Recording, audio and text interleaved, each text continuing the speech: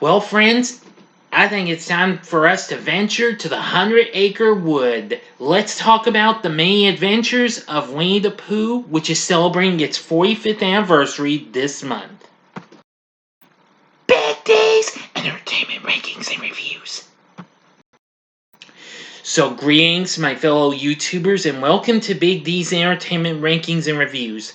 My name's Doyle, better known to you as the Big D, and this time around I bring to you a review of the 1977 animated musical anthology flick The Many Adventures of Winnie the Pooh, released by Disney. This, of course, was the 22nd Disney animated feature film overall, and was the first released on a double bill with The Littlest Horse Thieves when it came out on this day, March 11th, 1977. Anyway, now, I'm only going to give you the heads up on this. The film's content is derived from 3 previously released animated featurettes Disney produced based upon the Winnie the Pooh book series by A. Milne, or how you pronounce that. First was 1966's Winnie the Pooh and the Honey Tree, then 1968's Winnie the Pooh and the Blustery Day, and 1974's Winnie the Pooh and Tigger 2. Extra material was used to link the 3 featurettes together to allow the stories to merge into each other. A 4th shorter scene was added to bring the film to a close, originally made during production of Blustery Day, based on the presence of John Walmsley, as Christopher Robin. And the sequence was based on the final chapter of The House at Pooh Corner, where Christopher Robin must leave the 100-Acre Wood behind as he's starting school.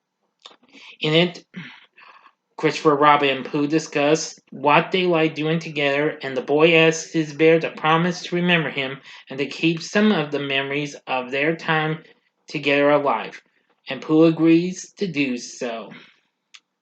And the film closes with the narrator saying that wherever Christopher Robin goes, Pooh will always be waiting for him whenever he returns.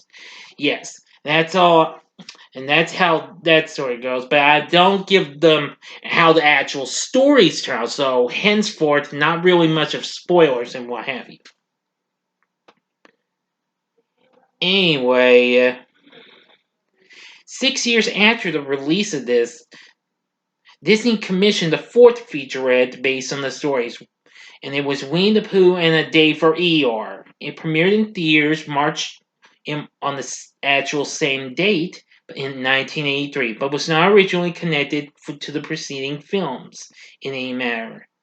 It has since been added to home video releases of the Many Adventures of Winnie the Pooh. Anyway, what I thought about this here film, it was really good and what have you. I mean, it had great score done by Buddy Baker and songs written by the Sherman Brothers, who of course were certainly no strangers to giving us music for Disney, since they've recently given music to us in many Disney films over the years.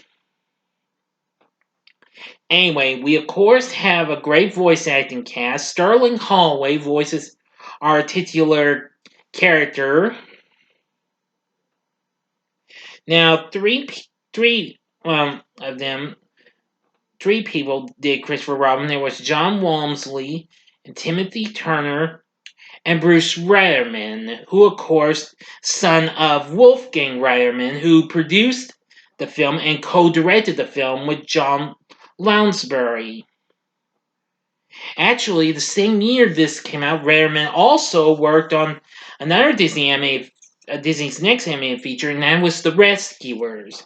Of course, Bruce, his son, was of course best known for voicing Mowgli in The Jungle Book. Next, we have John Fiedler as Piglet, Ralph Wright as Eeyore, Clint Howard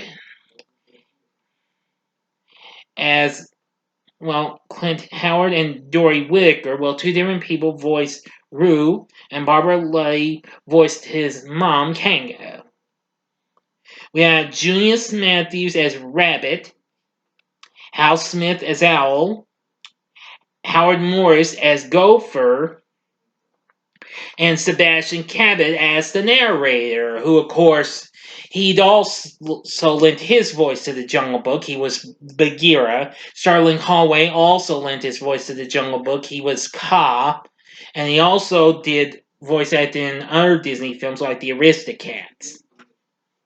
And of course, we can't forget Tigger being voiced by Paul Winchell. Yes. Anyway, this was the actual last film in the Disney canon in which the late Walt Disney had personal involvement, since one of the shorts was released during his lifetime and he was involved in the production of Blustery Day. Of course, that film he had involvement in was Honey Tree. It was always intended as Walt Disney's intention to create a feature film, but he decided to make shorts instead. After production had begun, to familiarize U.S. audiences with the characters, all three shorts, as well as future feature films, boast classic songs by the Sherman Brothers, including the titular theme to the Tao character and the wonderful thing about Tiggers. Yes. Anyway, now Gopher, who did not appear in the actual stories, was created by Disney and wanted because he wanted an all-American character that could appeal to the children and also add an element of comedy. Of course, he was voiced by Howard Morris, who, of course, who was best known for lending his voice to Hanna-Barbera's Adam Ant, as well as Bill Bailey, and let's see, as well as Jughead Jones in Filmation's Archie series. Now, actually, for the character of Piglet, hand gestures and other movements were used by the animators to create expressiveness, since he and Pooh had the appearance of dolls or stuffed animals with relatively simple button eyes. Yes, the scene where Rabbit deals with Pooh's rump being part of the decor of his home was not in the original book, but was reportedly contemplated by Disney when he first read the book. Yep, I'm gonna say that was pretty funny and what have you. Anyway, this is a really fun film and what have you, and I really did get to enjoy it for what it is. Now, of course, you can find the film on Disney Plus and what have you. It is on physical media. Anyway, yeah, let's see. Of course, there would be many other.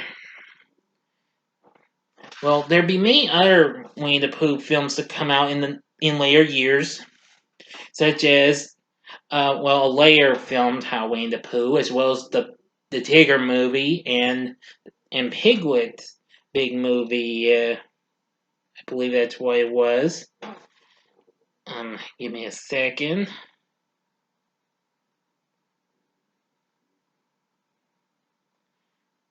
Yes, Piglet's big movie. Yes, I thought it was.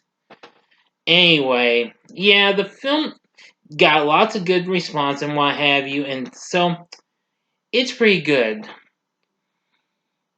So anyway, it has great voice acting, great characters like you all know and what have you. Oh yeah, and of course it would go on to have numerous other things and what have you, as well as various TV shows, including the animated New Adventures of Winnie the Pooh in the late 80s, early 90s, and just lots of other things as well. I'm just gonna say this was really a fun-filled movie, and I actually did have a book and recording of Winnie the Pooh and Tigger 2 as a kid, but not the other two though. But I'm just glad I got to enjoy this film for what it is. So anyway, everything was good. I had no problems with. So in the end, would I recommend this film? I would most definitely say yes, because this is one film I think your kids need to watch. This I think this is a perfect way to get introduced to the characters in live, unless you've seen the recent films or maybe the more recent live action Christopher Robin from a few years back. Excuse me, everyone. But anyway, The Many Adventures of Winnie the Pooh, I feel like this is kind of an underrated Disney animated feature. But still, I think you ought to give it a try, though. So anyway, if you've seen The Many Adventures of Winnie the Pooh, tell me what you thought about the film in the comments section below. If you like this video, click the like button, subscribe to my channel, and be a part of the Big D Nation. Join me next time when I bring you a spoiler-free review of the newest Disney Pixar animated feature film, Turning Red. Thanks for watching, and if you like this, consider checking out my reviews of some of these other Disney animated features. In the upper left-hand corner is the re-review I did for the Studio 30th animated picture Beauty and the Beast. The upper right-hand corner is my review of the studios of Disney's first animated feature, Snow White and the Seven Dwarfs. Or if you would like, go to the bottom left-hand corner and see my review of Disney's recent hit animated feature, the Academy Award nominated Encanto from last year. And the bottom right hand corner is the button you can click to subscribe. If you like rankings and reviews on movies, TV, music, video games, etc., then I'm your guy. Thanks for watching. Until next time, I'm the Big D saying, see ya.